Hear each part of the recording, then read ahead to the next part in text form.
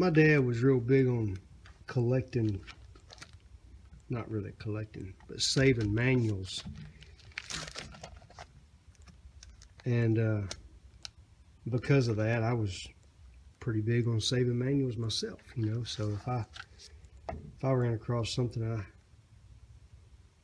own, or when I bought something, I usually save the manual, try to put everything all your manuals in one spot so you can go to it and get to it easy and all that. But all this Gravely stuff, this is all, these two manuals, for whatever reason, I'm not sure, I don't know the history on this one. It was from a Gravely that was purchased in the Jackson, Mississippi area, which is where we were from.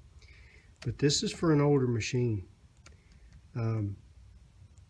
older than me. So he either had another Gravely before this one, or he just picked this up somewhere along the line. I don't know. I do not know. But anyway, over the years, since I've been on the internet, I've been collecting other data, because they got forums and everything for these old machines. People's ideas, technical ideas, troubleshooting tips such as that, and I've just been collecting and putting them in this binder. I've got the service manual, the owner's manual, parts list, right down to the prices that some of this stuff cost back, when it was available. 18 cents for a bolt. I mean, come on. Let's just say this wheel right here, part number 39. That's your depth wheel, $4.20. That's a steel wheel. Pretty cool. Just seeing, what that was. And then, of course, when I run across somebody that still sells parts, such as Richard's Lawn and Garden, I keep their catalog. I download it. I don't have to download it, but it gives me a quick reference out here in the shop where there's no Wi-Fi, and I can look up and see, if the stuff's available. Well, yesterday, I ran across a new company that sells parts called GT Enterprises. They have, just a quick flip through, tells me they have as much, if not more, stuff than Richards. It seems like they may have more oddball stuff than Richards. This magneto gasket, I had to make that. Had to make it. There was no choice. I was pretty sure anyway. But that'll be going inside a sheet protector.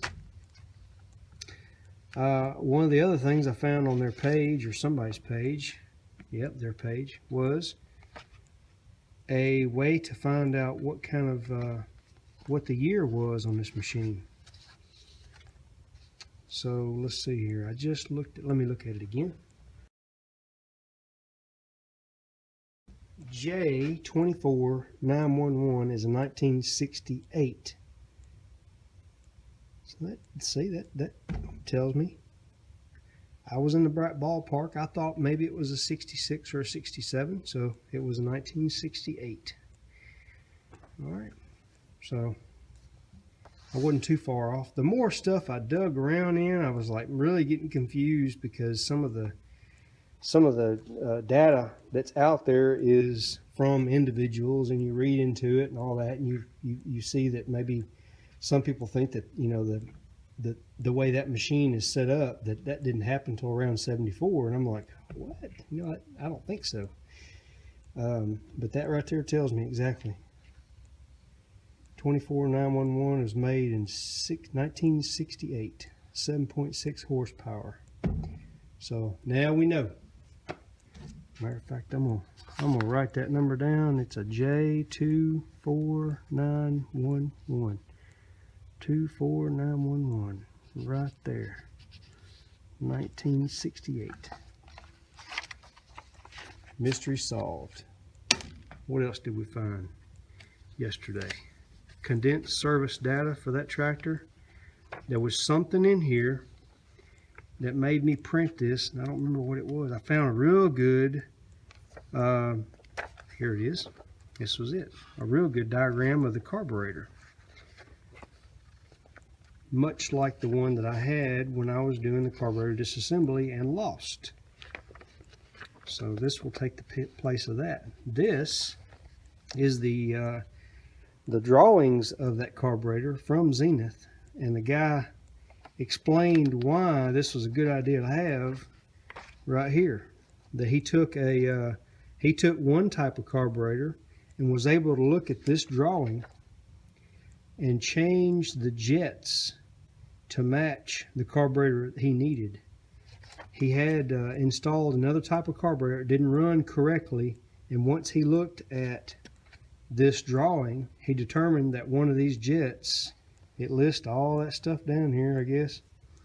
He determined that one of those jets was not correct, and he used a drill, and here it is. There's your jet numbers right there, right across there. He used a drill bit and fixed that problem, so it runs like a top now.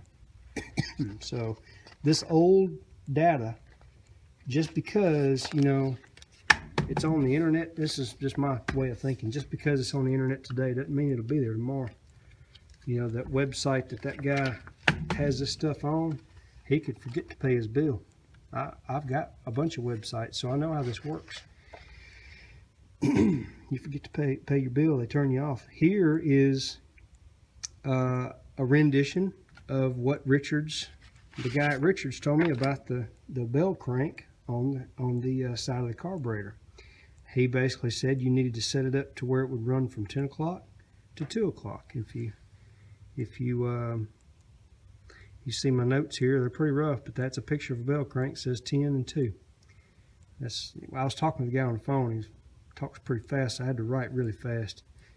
But so that confirms that, you know, and they go into much better detail. This goes into much better detail about how to set that thing up.